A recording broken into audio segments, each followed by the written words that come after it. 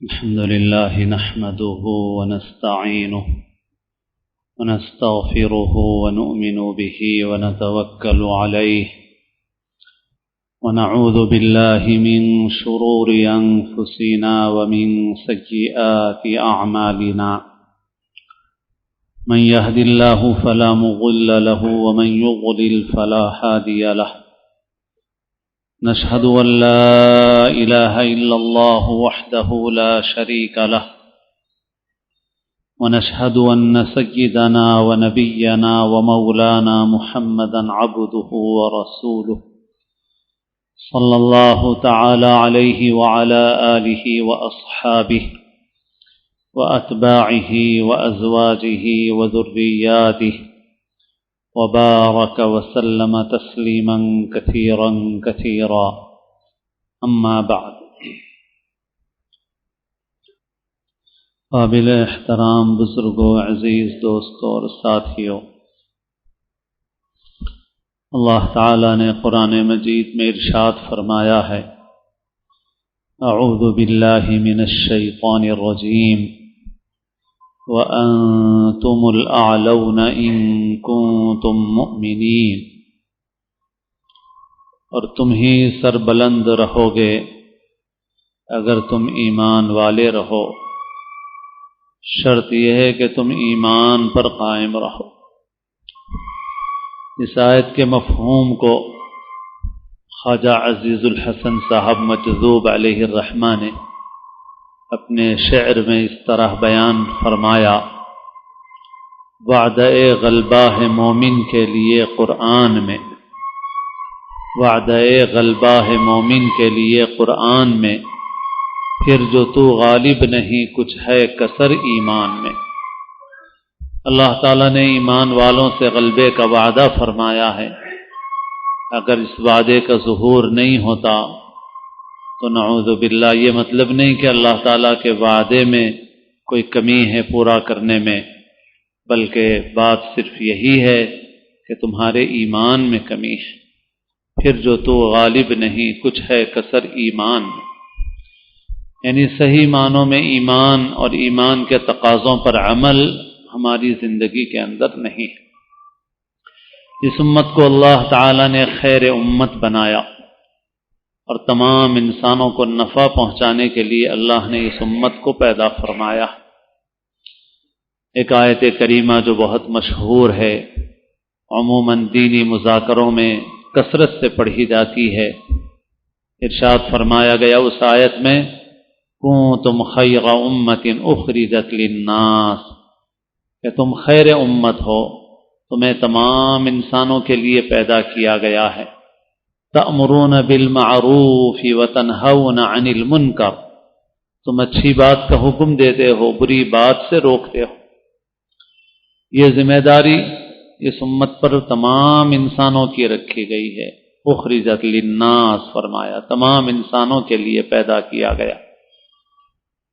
اور یہ امر بالمعروف اور نہی عن المنکر کا کام بھی پورے سماج سے تعلق رکھتا ہے۔ حضرت مولانا علی میاں رحمت اللہ علیہ کی ایک فکر تھی کہ ہم کو اپنے سماج سے بے تعلق اور بے فکر نہیں ہونا چاہیے۔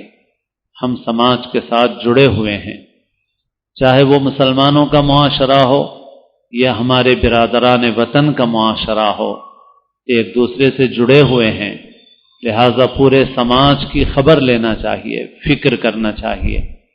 اور وہ احادیث جن کو ہم دینی مذاکروں میں ذکر کرتے ہیں، حضرت مولانا علی میاں رحمۃ اللہ علیہ اسے پورے وسیع تناظر میں ذکر فرماتے تھے، پورے ملک کے تناظر میں ذکر فرماتے تھے۔ حدیث میں جو بتایا گیا ہے کہ اگر کشتی میں کچھ لوگ سوار ہیں اور کچھ لوگ اوپر رہتے ہیں اور کچھ نیچے کی منزل میں رہتے ہیں، اور بڑے جو پانی کے جہاز اور کشتیاں ہوتی ہیں، ان کی جو نیچے کی منزل ہوتی ہے وہ پانی میں ڈوبی ہوئی ہوتی ہے اور جو اوپر کا فلور ہوتا ہے وہ سطح پر ہوتا ہے۔ اوپر بھی لوگ رہتے ہیں، نیچے بھی لوگ رہتے ہیں۔ نیچے جو لوگ رہتے ہیں ان کو جب پانی کی ضرورت ہوتی ہے تو اوپر چھت پہ آتے ہیں اور پانی حاصل کرتے ہیں۔ اگر نیچے کی منزل میں رہنے والے یہ کہیں کہ بھئی ہم بار بار اوپر آتے ہیں تو تم کو بھی تکلیف ہوتی ہے، لہذا ہم نیچے سے ہی ایک سوراخ کر لیتے ہیں تاکہ ہم پانی نیچے سے ہی حاصل کر لیں۔ تو اگر اوپر کی منزل والے خاموش ہو گئے اور ان کو اجازت دے دی کہ ٹھیک ہے بھئی تمہاری مرضی ہے، تم نیچے سوراخ کر لو، تو ایسا نہیں ہوگا کہ صرف نیچے کی منزل والے ڈوبیں گے، بلکہ جب ڈوبیں گے تو پوری کی پوری کشتی ڈوبے گی۔ اس وجہ سے اگر نیچے کی منزل والے سوراخ کرنے جا رہے ہوں تو اوپر والوں کی ذمہ داری ہے کہ ان کو روکیں، اگر ان کو نہیں روکیں گے تو وہ بھی ڈوبیں گے اور یہ بھی ڈوبیں گے۔ اسی طرح ہم سماج سے جڑے ہوئے ہیں، اگر ہم نے اپنے سماج کی فکر نہیں کی تو نقصان سب کو ہونے والا ہے۔ اللہ تعالیٰ نے قرآن مجید میں ارشاد فرمایا وَاتَّقُوا فِتْنَةً لَا تُصِيبَنَّ الَّذِينَ ظَلَمُوا مِنكُمْ خَاصَّةً، اس فتنے سے، عذاب سے ڈرو جو تم میں سے صرف ظالموں کو نہیں پہنچے گا، سب اس کا شکار ہو جائیں گے، اچھے برے سب لوگ اس کا شکار ہو جائیں گے۔ بیماریاں جب معاشرے میں پھیلتی ہیں تو سب کو لگ جاتی ہیں، اس میں کوئی فرق اور بھید بھاؤ نہیں ہوتا۔ اگر ملیریا کا بخار پھیل رہا ہے، کوئی فلو پھیل رہا ہے، کوئی وبا پھیل رہی ہے تو سارے ہی لوگ اس کا شکار ہوتے ہیں۔ اس وقت ہم کیا کرتے ہیں؟ اس وقت کوئی مذہب نہیں دیکھتا، کوئی ہندو مسلم نہیں دیکھتا، بلکہ سب اس کی فکر کرتے ہیں کہ بھائی ہمارا یہ وبا دور ہو جائے، اس کے جو اسباب ہیں وہ دور ہو جائیں۔ اگر کچرے اور گندگی کی وجہ سے یہ بیماری پھیل رہی ہے تو صفائی کا اہتمام کیا جائے۔ یہ فلو، یہ وبا یہ دیکھ کے نہیں آتی کہ یہ مسلمان ہے یہ ہندو ہے، آتی ہے تو سب کو آتی ہے، سب کو لگتی ہے وہ بیماری۔ ایسے ہی معنوی اور روحانی اعتبار سے بھی معاشرے کے حالات ہیں۔ آج ہمارے معاشرے میں جو بے حیائی پھیل رہی ہے، مسلمان ہوں غیر مسلم ہوں سبھی کے لیے مسائل ہیں۔ جن کے پاس بھی شرافت ہے، اخلاق ہیں، جن کے پاس بھی اپنا کردار ہے، وہ سب پریشان ہیں، سب فکر مند ہیں، اس لیے کہ انسانی فطرت تو ایک ہی ہے اور ان کو بھی وہ چیزیں پسند نہیں ہیں سوائے ان لوگوں کے جو بالکل راستے سے ہٹ گئے ہیں۔ تو ہم کو پورے سماج کی فکر کرنے کی ضرورت ہے۔ حضرت مولانا علی میاں رحمۃ اللہ علیہ فرمایا کرتے تھے کہ دیکھو، حضرت وسیع تناظر میں یہ بات فرماتے تھے، میں عموماً نکاح کی گفتگو میں اس بات کو ذکر کرتا ہوں۔ حضرت فرمایا کرتے تھے کہ اگر پڑوسی کے گھر کو آگ لگے اور آپ یہ سمجھیں گے پڑوسی کا گھر جل رہا ہے، چاہے جلے چاہے بجھے، میرا گھر تو نہیں جل رہا ہے، تو ایسا نہیں ہو سکتا کہ پڑوسی کا گھر جلے اور آپ کا گھر بچ جائے۔ اگر پڑوسی کے گھر میں آگ لگی ہو تو آپ اس آگ کو بجھانے کی فکر کیجئے، پانی ڈالیے آپ، اور اگر آپ ایسا نہیں کریں گے تو اب پڑوسی کا گھر جل رہا ہے، اگلی باری آپ کے گھر کی ہے کہ آپ کا گھر بھی جلے گا، اس لیے آپ پڑوسی کے گھر کی آگ بجھائیے تاکہ آپ کا گھر بھی بچا رہے۔ حضرت مولانا پورے سماج کے لیے یہ بات کہتے تھے، ہم بے تعلق نہیں ہو سکتے، ہمیں سب کی فکر کرنے کی ضرورت ہے، ہمیں پورے سماج کی فکر کرنے کی ضرورت ہے۔ میں خاص نکاح کے موضوع سے بھی اس کا جو تعلق ہے اس کو ذکر کرتا ہوں کہ جس وقت ہم نے حضرت مولانا سے یہ بات سنی تھی اس وقت ہم طالب علم تھے، اور اس وقت ہم بھی بچے جیسے تقریر سیکھتے ہیں، ہم بھی سیکھتے تھے، تو اس زمانے میں ہم غیر مسلموں کی طرف روئے سخن کر کے کہتے تھے کہ تمہارے پاس عورت جلتی ہے، ہمارے پاس نہیں جلتی، تمہارے پاس بہو جلائی جاتی ہے، ہمارے پاس بہو نہیں جلائی جاتی، کیونکہ اس وقت پورے ملک میں کسی اخبار میں کوئی ایک خبر بھی ایسی نہیں آتی تھی کہ کوئی مسلمان لڑکی جہیز کے لیے جلائی یا ماری گئی ہو۔ لیکن آج 100 سال کا زمانہ نہیں گزرا، 50 سال کا زمانہ نہیں گزرا، صرف 25 سے 30 سال کا زمانہ گزرا ہے۔ جو آدمی آج سے 25-30 برس پہلے یہ کہتا تھا، آج اس کو لے جا کے کسی چوراہے پہ کسی جلسے میں کھڑا کر دو تو آج وہ یہ نہیں بول سکتا کہ تمہارے پاس عورت جلتی ہے، ہمارے پاس نہیں جلتی، کیونکہ آج ہمارے معاشرے میں بھی ایسے واقعات بڑی تعداد میں رونما ہونے لگے ہیں۔ تو حضرت کی وہ بات یاد آتی ہے کہ پڑوسی کا گھر جل رہا تھا، آپ کی ذمہ داری تھی کہ آپ اس آگ کو بجھاتے، مگر آپ نے سوچا کہ اس کا گھر جل رہا ہے، میرا تو نہیں جل رہا ہے، تو اس کا جلا اور اب آپ کے گھر کی باری ہے۔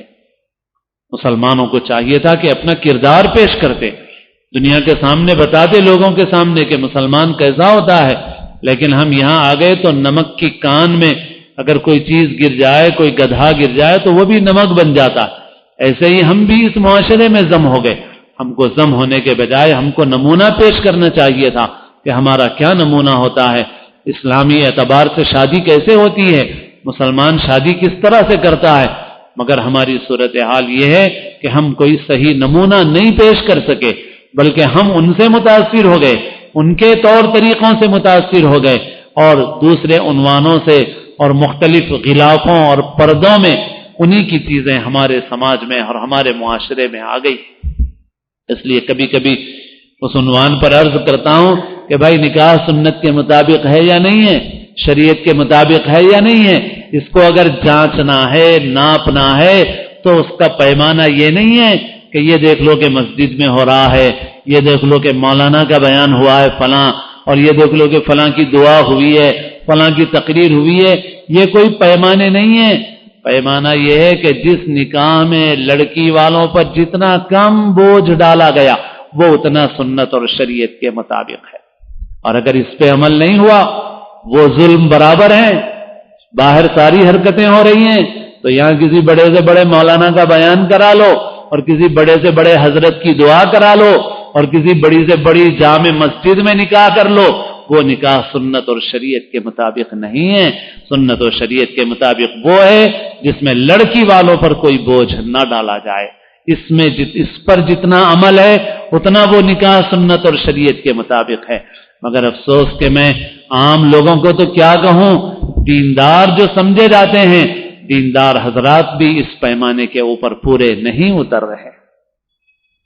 بظاہر کچھ چیزیں ہیں، مسجد میں ہے، بیان ہے، دعا ہے، کیا ہوتا ہے اس سے خالی؟ اس کا درجہ تو شریعت میں بہت کم ہے. یہ مستحب کے درجے کی چیزیں ہیں اور فرض اور واجب کی فکر نہیں ہے. تو بہرحال زندگی کا ایک گوشہ نہیں ہے، زندگی کے اور بھی سارے گوشے ہیں. ہمارے حضرت قاری امیر حسن صاحب رحمۃ اللہ علیہ فرمایا کرتے تھے کہ دین زیادہ تر جو پھیلا ہے وہ دو جماعتوں سے پھیلا ہے، ایک تاجروں کی جماعت، دوسرے اولیاء اللہ کی جماعت. تاجروں نے دین کا وہ شعبہ پیش کیا جس کو معاملات کہتے ہیں، اور اولیاء اللہ نے دین کا وہ شعبہ پیش کیا جس کو اخلاق کہتے ہیں، اور لوگ اس کی وجہ سے اسلام میں داخل ہوتے گئے، دین میں داخل ہوتے گئے. اسلام تلوار کے زور پہ نہیں پھیلا ہے، اخلاق کے ذریعے سے پھیلا ہے، کردار کے ذریعے سے پھیلا ہے. مگر افسوس کہ آج مسلمان اس اخلاق اور کردار سے دور اور محروم ہو گیا، بہت دور چلا گیا. ایک زمانہ وہ تھا کہ اگر کسی سرکاری محکمے میں مسلمان ہوتا تو اس مسلمان کی پہچان یہ ہوتی تھی کہ یہ مسلمان کرپٹ نہیں ہے، یہ مسلمان رشوت خور نہیں ہے، یہ مسلمان جو ہے یہ شرابی نہیں ہے. لیکن افسوس کہ اب یہ صورتحال نہیں رہی ہے، بلکہ بعض اوقات اس کی الٹی صورتحال ہو رہی ہے. اب تو لوگ یہ کہہ رہے ہیں کہ بھائی وہ غیر آدمی پیسے کھا کے کم سے کم کام کرے گا، مسلمان تو پیسے کھا کے کام کرے گا، اس کی بھی گارنٹی نہیں ہے. لوگوں کی زبان سے نکل رہا ہے کہ بھائی یہ مسلمان سے تو غیر مسلم اچھا ہے. اور ایسا ایک شعبے میں نہیں ہے، زندگی کے مختلف شعبوں میں ہے. مسلمان دکاندار سے تو غیر مسلم دکاندار اچھا ہے، مسلمان ڈاکٹر سے غیر مسلم ڈاکٹر اچھا ہے، مسلمان وکیل سے غیر مسلم وکیل اچھا ہے، مسلمان پولیس والے سے غیر مسلم پولیس والا اچھا ہے، مسلمان آفیسر سے غیر مسلم آفیسر اچھا ہے. یہ شرم کی بات ہے. مگر کیا کریں کہ جو حقیقت ہے بغیر مرض کا اظہار کیے ہوئے کیسے اس کا علاج ہو سکتا ہے. ہمارے لیے یہ کہنا کوئی اچھی خوشی کی بات نہیں ہے کہ ہم کو یہ کہنے میں اچھا لگتا ہو. ہمارے لیے بہت شرم کی بات ہے، بہت افسوس کی بات ہے، چلو بھر پانی میں ڈوب مرنے کی بات ہے. مگر کیا کریں کہ یہ صورتحال ہے، اور یہ صورتحال لوگوں کی زبانوں پر آتی ہے. یہ ہمارے اخلاق و کردار کی وجہ سے. صحابہ کرام پوری دنیا میں پھیلے، تاجروں کی شکل میں پھیلے. تجارت ان کی ایسی تھی کہ اس تجارت کے ذریعے سے انہوں نے دین پھیلایا. ان کے اخلاق ایسے تھے، ان کا کردار ایسا تھا. وہ جھوٹ نہیں بولتے تھے، وہ دھوکہ نہیں دیتے تھے، وہ عیب چھپا کے نہیں بیچتے تھے. آج 2 نمبر کے کاموں میں مسلمان بھی شریک ہے، اور مسلمان کی بعض وقت پہچان بن جا رہی ہے ایسی حرکتیں. مسلمان کو کوئی فکر نہیں ہے، اس کی کوئی فرق نہیں رہا باقی. صرف ہماری تقریروں سے، کتابوں سے، بیانوں سے دین نہیں پھیلے گا، ہماری ذمہ داریاں پوری نہیں ہوں گی، ہم اللہ کو راضی کرنے والے نہیں بن سکیں گے، ہم مخلوق کا حق ادا کرنے والے نہیں بنیں گے، تو اس کے لیے ہمیں اپنے عمل اور کردار کو درست کرنے کی ضرورت ہے. ہمارا عمل اور کردار صحیح ہو. ہم تو ایسے دین کے حامل ہیں جو یہ کہتا ہے کہ جب تک تم مخلوق کا حق نہیں ادا کرو گے اللہ کو راضی کرنے والے نہیں بن سکتے. الخلق عیال اللہ فاحب الخلق الی اللہ من احسن الی عیالی. ساری مخلوق اللہ کا کنبہ ہے، مسلمان کی غیر مسلم کی کوئی تفریق نہیں ہے. یہ امت سارے انسانوں کے لیے پیدا کی گئی ہے. اخرجت للناس فرمایا. ایسے ہی فرمایا خیر الناس من ينفع الناس. لوگوں میں سب سے بہتر وہ ہے جو لوگوں کو نفع پہنچائے. رسول اللہ صلی اللہ علیہ وسلم نے 40 برس مکے میں زندگی گزاری نزول وحی سے پہلے، اور آپ کے اطراف جو لوگ تھے وہ شرک کرنے والے تھے، بت پرستی کرنے والے تھے، لیکن آپ سب کے خیر خواہ تھے، سب کے کام آنے والے تھے، سب کی مدد کرنے والے تھے. آپ کے نزدیک کوئی اس میں بھید بھاؤ نہیں تھا. ایک مسلمان کو اللہ نے یہ ذمہ داری دی اور مسلمانوں نے ایک زمانے میں یہ کردار اور نمونہ پیش کیا، لوگ اس کی وجہ سے اسلام میں داخل ہوئے. لیکن اب ہمارا حال یہ ہے کہ ہم اپنے ان باپ دادا کا فخر سے تذکرہ تو کرتے ہیں مگر ہمارے اندر وہ کردار نہیں ہے. تھے تو وہ آبا تمہارے ہی مگر تم کیا ہو. سرکاری محکموں میں ایسا حال تھا کہ پورا محکمہ جانتا تھا کہ یہ مسلمان ہے، یہ رشوت نہیں لیتا. تو بعض وقت ایسا ہوتا تھا کہ ایک نیچے کے درجے کا ملازم جو دیندار اور رشوت سے پرہیز کرنے والا وہ آفیسر کے پاس پہنچتا تو آفیسر اس کے لیے کھڑا ہو جاتا کہ بھئی آپ کیوں آئے ہیں، کس کام کے لیے آئے ہیں؟ فلاں کام ہے. تو آپ بول دیتے فلاں کو آنے کی ضرورت نہیں تھی. ایک بڑا آفیسر بھی اپنے ماتحت کا احترام کرتا تھا اس وجہ سے کہ اسے یہ معلوم تھا کہ یہ رشوت خور نہیں، یہ غلط کردار کا حامل نہیں ہے. معلوم آج صورتحال اس کی الٹی ہوتی جا رہی اور زندگی کے ہر شعبے میں ایسے ہی صورتحال ہے. اور ظاہر ہے کہ جب ہم اپنی ڈیوٹی اور منصب اور کام کو چھوڑ دیں گے تو ظاہر ہے کہ ہمیں ہٹا دیا جائے گا سیٹ سے. ساری مخلوق کی فکر اور خبر گیری ہمارا کام ہے.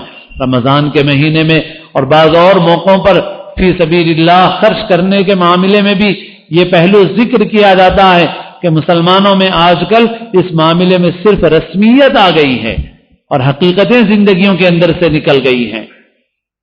ہم کو حقیقت زندگی کے اندر پیدا کرنا چاہیے. ہم دیکھ رہے ہیں کہ خدمت خلق کے کاموں میں بہت سے لوگ آگے ہیں اور مسلمان بہت پیچھے ہیں. اور مسلمانوں کا تو حال اب یہ ہو گیا ہے کہ ایصال ثواب کا کھانا بھی پیٹ بھرے اور کار نشین لوگ کھا کے چلے جا رہے ہیں. وہ بھی نہیں مل رہا غریبوں کو، وہ بھی انووا کار میں بیٹھ کے آ کے ایصال ثواب کا کھانا کھا کے چلے گئے. ہمیں اپنے ان رسمی طریقوں سے نکلنا چاہیے. ایصال ثواب غلط نہیں ہے، ایصال ثواب صحیح ہے، حق ہے، ضرورت مندوں کو پہنچے، غریبوں کو پہنچے فائدہ. ایسے ہی ہم بس آنے والوں کو دے رہے ہیں، سوال کرنے والوں کو دے رہے ہیں. لیکن اللہ نے قرآن مجید میں بار بار ارشاد فرمایا وفی اموالہم حق معلوم للسائل والمحروم کہ ان کے مالوں میں سوالی کا بھی حق ہے اور بے سوالی کا بھی حق ہے. جو سوال نہیں کرتے، جو مانگنے نہیں آتے، ان کی ضرورتیں پوری کی جائیں، ان کی خدمت کی جائے. آج دوسرے لوگ خدمت خلق کا شعبہ اختیار کیے ہوئے ہیں. ہماری ریاست سے متصل آندھرا میں، رائل سیما میں عیسائیت کا کام تیزی سے پھیل رہا ہے. کس بنیاد پہ پھیل رہا ہے؟ اس وجہ سے کہ وہ خدمت کے میدان کو اپنائے ہوئے ہیں. مسلمانوں کا شعور اتنا انحطاط تک پہنچ گیا ہے کہ کچھ پوچھیے مت. مسلمان خرچ کے معاملے میں بھی چونا مٹی جس کو رسول اللہ صلی اللہ علیہ وسلم نے بدترین مصرف فرمایا اس کو مسلمان سب سے اچھا مصرف سمجھتا ہے. اور افراد پر خرچ کرنا جو رسول اللہ صلی اللہ علیہ وسلم کا طریقہ تھا، مسلمان اس کی طرح اس کا شعور ہی نہیں ہے مسلمان کو. مثلا اگر کسی سے کہا جائے کہ ایک گاؤں میں ایک مسجد بنانا ہے اور وہ مسجد 60,000 میں بن جائے گی تو وہ بولیں گے نہیں میں اپنے والد صاحب کے نام پہ بنانے کا ارادہ کر لیا، 6 لاکھ روپے کی مسجد بنا دوں گا میں، 60,000 کی کیا بات ہے. لیکن 6 لاکھ کی مسجد بنائیں گے، امام کو 6,000 روپے نہیں دیں گے، مدرس کو 10,000 روپے نہیں دیں گے، آپ مسجد 6 لاکھ کی بنا دیں گے. اور میں کہتا ہوں کہ جہاں عیسائیت پھیل رہی ہے وہاں جا کے دیکھو تو پوچھو کہ یہ چرچ کتنے کا بنا ہے، تو اگر چرچ انہوں نے 2 لاکھ روپے کا بنایا ہے تو 10 لاکھ روپے گاؤں والوں پہ خرچ کیے ہیں، انہوں نے بیماروں کی خدمت کی ہے، قرضہ دیا ہے، قحط کے زمانے میں کام آئے ہیں ان کے۔ آپ جا کے سروے کر کے دیکھ لو کہ اگر انہوں نے اپنی عبادت گاہ 2 لاکھ کی بنائی ہے تو 10 لاکھ روپے گاؤں والوں پر خرچ کیے ہیں، مگر مسلمانوں کا حال اس کے برعکس ہے۔ اور نتیجہ یہ ہے کہ جو لوگ دورہ کرتے ہیں اور مختلف وجوہات سے جاتے ہیں ان کو نظر آتا ہے کہ بالکل ان کا کام اتنا پھیلا ہوا ہے کہ ہم ان کے مقابلے پہ بھی نہیں آ سکتے ہیں۔ جو کام ہمارا تھا رسول اللہ صلی اللہ علیہ وسلم نے ہم کو تعلیم دی تھی، اس کی خدمت خلق کا یہ میدان مسلمانوں کا میدان تھا، مگر افسوس کہ آج مسلمان اتنا پیچھے ہے کہ خود ہم جہاں ہیں ہم اپنے اطراف کی ان ریاستوں میں ان لوگوں کا مقابلہ کر نہیں سکتے، ان کی ٹکر پہ آ بھی نہیں سکتے۔ اس وقت ایسی صورتحال ہے اور وہ اپنا کام کر رہے ہیں، اشاعت کر رہے ہیں، اپنی پھیلا رہے ہیں اپنی چیزوں کو۔ ہم کو تو خیر ان کی ٹکر میں، ان کے مقابلے میں یا کوئی لالچ دے کر لوگوں کو اپنے مذہب میں داخل کرنا ہمارا ہرگز مقصد نہیں ہے۔ ہمارا دین ہمیں اس کی تعلیم نہیں دیتا، لیکن یہ ہماری ڈیوٹی اور ہمارا فرض منصبی ہے کہ ہم انسانیت کی فکر کریں، ہم پوری مخلوق کی فکر کریں۔ اس میں اللہ نے ہمیں کوئی فرق رکھنے کا حکم نہیں دیا ہے، اللہ نے ساری مخلوق کے ساتھ حسن سلوک کا حکم فرمایا، الخلق عیال اللہ فرمایا، پوری مخلوق اللہ کا کنبہ۔ جیسے میں نے حضرت قاری صاحب کی بات ذکر کی کہ دین جو پھیلا ہے وہ تاجروں کے ذریعے پھیلا، ان کے اخلاق سے پھیلا، اولیاء اللہ کے اخلاق سے پھیلا، تاجروں کے حسن معاملات سے پھیلا۔ آج ہم چاہتے ہیں کہ صاحب صرف وظیفوں سے دین غالب آ جائے اور تقریروں سے غالب آ جائے اور لٹریچر اور کتابوں سے غالب آ جائے، تو خالی تقریروں سے، لٹریچروں سے اور وظیفوں سے غالب آنے والا نہیں ہے جب تک کہ ہم اپنے اندر وہ کردار پیدا نہیں کریں گے جس کردار پر یہ نتیجے مرتب ہوتے ہیں، اور اسی کردار کا نام ایمان ہے۔ وہی ایمان کا کمال ہے۔ جب ایمان کامل ہوتا ہے تو یہ ساری چیزیں پیدا ہوتی ہیں، مخلوق کے ساتھ اس نے سلوک بھی آتا ہے۔ اکمل المؤمنین ایمانا احسنهم خلقا، ایمان والوں میں کامل ایمان والا وہ ہے جس کے اخلاق اچھے ہوں۔ اس لیے ہمیں اپنی ذمہ داری کو پہچاننا چاہیے اور ہمیں اس طرح کے کاموں میں حصہ لینا چاہیے، اور ہمیں خلق خدا کی فکر کرنا چاہیے اور خود غرضی کی زندگی نہیں گزارنا چاہیے، بلکہ لوگوں کو نفع پہنچانے والی زندگی گزارنا چاہیے۔ اللہ تعالیٰ اپنے فضل و کرم سے ہم سب کو ان ذمہ داریوں کا احساس اور ان کے تقاضوں پر عمل کرنے کی توفیق نصیب فرمائے۔ اللہ تعالیٰ ہم سب کو اسلام کی زندگی اور اپنے اپنے وقت پر حسن خاتمہ نصیب فرمائے، سنتیں ادا فرمائے۔